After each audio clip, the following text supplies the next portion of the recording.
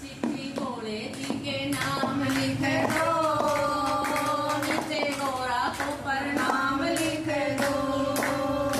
चिट्ठी भोले जी के नाम लिख दो, नीचे गोरा को प्रणाम लिख दो। पहला नाम मेरे गणपति का लिख दो, पहला नाम मेरे गणपति का लिख दो।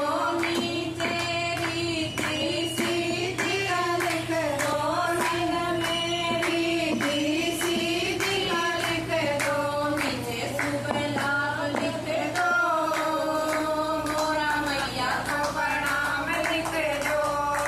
नीचे शुभ लाभ लिख दो, मोरा मैया को प्रणाम लिख दो। भोले जी के नाम लिख